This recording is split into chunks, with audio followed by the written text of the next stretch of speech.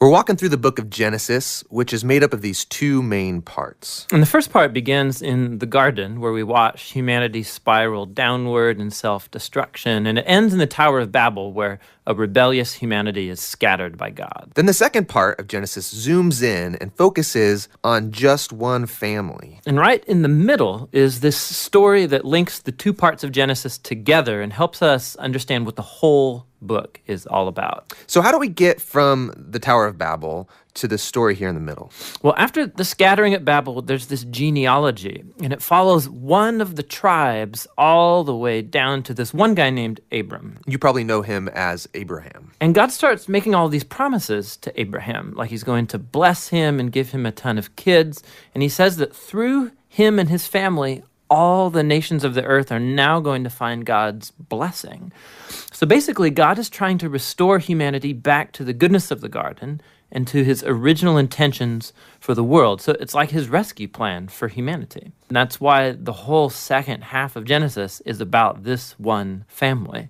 And so you have Abraham, and then he has his son Isaac, who has Jacob, and then Jacob has 12 sons. And to each generation, God renews his promise to bless them and all nations through them. So because of this promise to use this family to rescue the world, it's pretty easy to read these stories as examples of how to be a good person. But actually, for the most part, this family is totally dysfunctional. So for example, let's go back to Abraham.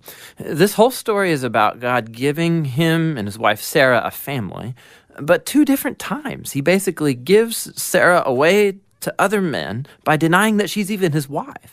And then Sarah gets impatient about having a son, and so she makes Abraham sleep with her servant girl, which then causes all of these other problems in the family. So they get really old, and you begin to think that there's no way they're going to have a kid of their own. But then, miraculously, they do. It's Isaac. And Isaac, he has two sons, Esau and Jacob, and it seems like things are going pretty good. But Jacob, the younger brother, wants the family's inheritance, which belongs to Esau, the older brother. So he devises a plan where he's going to steal it from his father, Isaac, who at this point in the story is now old and blind. Which, who does that? Horrible, stealing from your blind father. Yeah, and then he just takes off. So Jacob goes on from there to have 12 sons, big family. But Jacob loves his 11th son, Joseph, way more than all the others. And so he gives him the special Technicolor dream coat. And his brothers, because of this, come to hate him. So much so that they plan on killing him. But they don't. They instead just sell him as a slave down in Egypt.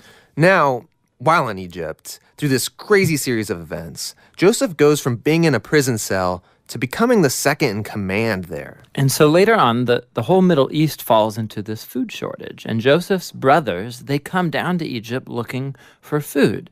And then when they get there, who should they find as the ruler of the whole land? It's Joseph, that guy they sold into slavery. But he actually saves them from starving to death. And so here you have it. These are the great-grandchildren of Abraham who have done this heinous act to their brother. But God has transformed their evil into something good. And that's exactly what Joseph says here in the last paragraph of the entire book. He says, you guys planned all of this for evil, but God planned it for good, to save people's lives. Now, these words, they conclude the book because they actually summarize the message of the whole story so far.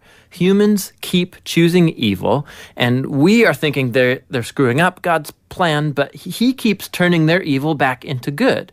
And somehow, he's going to use this family to restore humanity back to the garden. So that's the book of Genesis. But we still don't know how exactly he's going to use this family to bring us back to the garden. Well, yeah, but this is just the first book, so that's what the rest of the Bible sets out to answer. Hey there, I'm Tim. And this is John. We believe the best way to understand the Bible is to get a handle on its overall storyline, as well as the individual design of every book. If you're wondering where we make all these videos, we make them in Portland, Oregon. We actually share some space with a creative agency called Sincerely Truman, who serves coffee, free coffee every morning, so look us up and come by and have a cup. We're a nonprofit, so if you find these videos valuable, we would love your support. Go to jointhebibleproject.com. You could download full resolution versions of the video. You could download study guides for each video. It's all for free. jointhebibleproject.com.